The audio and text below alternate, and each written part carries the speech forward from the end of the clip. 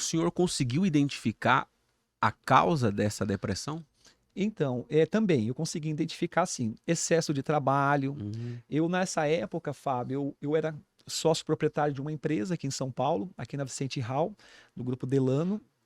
Eu trabalhava de segunda a sábado, eu dirigia uma igreja, tempo praticamente, eram 4, 5 vezes por semana eu estava dentro da congregação, eu tinha família e eu ainda fazia parte da supervisão comercial, fora mais alguns trabalhos extras. Então, assim, eu permiti acarretar uma quantidade de trabalho, de afazeres, né? E não deixei o meu cérebro, né, descansar, eu não dei o tempo necessário, porque se a gente for olhar dentro da lei, por que que o judeu ele precisa descansar no sétimo dia? Porque todo mundo precisa descansar. Sim, Então, o nosso sétimo dia não é o sábado, né? Muitas vezes o nosso sétimo dia é o domingo. sim. Ou você que folga na semana, o seu sétimo dia às vezes é numa segunda ou na quarta. E você precisa descansar. Precisa ter atividades que te tragam prazer. E eu, naquela época, eu vivia focado só em trabalho, igreja. E eu sempre gostei desse negócio de estar envolvido com a igreja, pastorear, sempre amei cuidar de pessoas. Mas é cuidar de problemas. Igreja é sinônimo de problema. É. Se você vai falar assim, eu vou pastorear uma igreja, E não vou ter você problema? sabe que você vai estar coordenando, supervisionando problemas. Então, assim, os problemas das pessoas, elas vão acabar se tornando seu por um momento. Porque não tem esse negócio de assim, eu consigo dividir. Eu entro na igreja, sou pastor, eu saio da igreja, eu sou pai de família, entro na minha casa, eu sou marido. Não existe. Se você entrar na igreja, sair da igreja, o problema vai vir com você. Se você sair de casa com problema e for para a empresa, não tem como você virar para a pessoa e falar assim: olha, você que é meu colaborador, como eu tenho empresa hoje, eu não posso virar para o meu colaborador, meu gerente, meu funcionário e falar assim: olha, quando você entrar pela porta, você deixa seus problemas lá fora. Uhum. Não existe, porque está dentro da pessoa, está dentro da sua mente. Então eu acabei acumulando, e em cima disso eu acabei eh, chegando uma hora que não consegui administrar tudo. E aí é como você estivesse carregando, sei lá, 2, 3 melancia. Aham.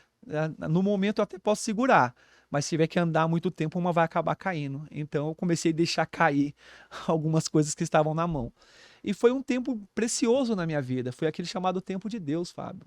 Porque a Bíblia diz que há tempo de que ele chorar e Sim. há tempo de Sorri. sorrir, há tempo de abraçar e há tempo de se afastar de se abraçar. E eu precisava de um tempo na minha vida, e o tempo era de se afastar das pessoas, era o meu tempo de chorar, era o meu tempo de tristeza.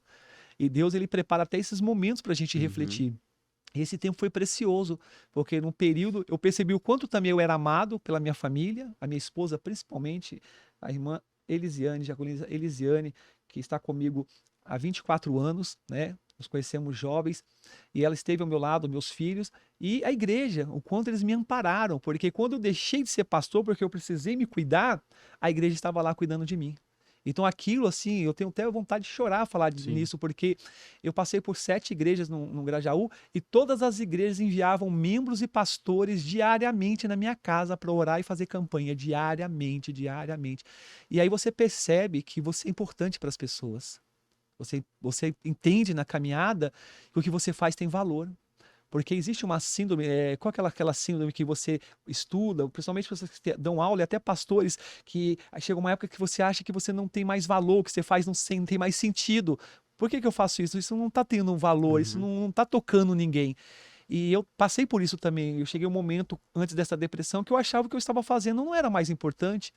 E quando eu estacionei, que eu precisei colocar o meu carro na manutenção, eu percebi que eu era importante, que eu fazia sentido para as pessoas, que eu fazia falta. Porque uma pessoa amada não é aquela que é só lembrada, é aquela que faz falta. Que você fala, poxa, essa pessoa, se estivesse aqui, o meu dia seria diferente, a minha semana seria diferente, esse passeio não vai ser tão bom como eu imaginei, porque essa pessoa não vai estar aqui. E eu percebi que a igreja me amava e que tinha um carinho. E eles cuidaram de mim. Foram 3 meses. Eu nunca vi tanta gente entrando na minha casa e saindo e fazendo campanhas de oração e fazendo campanhas em prol da minha vida. E foi um período assim precioso que eu aprendi Deus falando comigo através disso, falando: "Tá vendo, meu filho? Você pensa que não é precioso, pensa que eu não tenho te visto, pensa que o povo não tem é, muitas vezes é, dado valor que você imagina que você não tinha, está aí, ó. Olha aqui, você hoje não pode oferecer nada para elas. O que que você tem para oferecer para elas? Porque outra hora você poderia oferecer uma oração, Sim. você poderia ir na casa delas e, sei lá, ofertar um almoço, ir almoçar e jantar com eles, trazer uma palavra, você poderia aconselhar, e você poderia até ofertar na vida dessas pessoas. Mas o que que você pode ofertar hoje sobre uma cama? Porque eu fiquei na cama, Fábio. Meu Eu fiquei Deus. na cama. A minha esposa, ela me dava banho na cama. Na cama, porque eu não conseguia levantar da cama.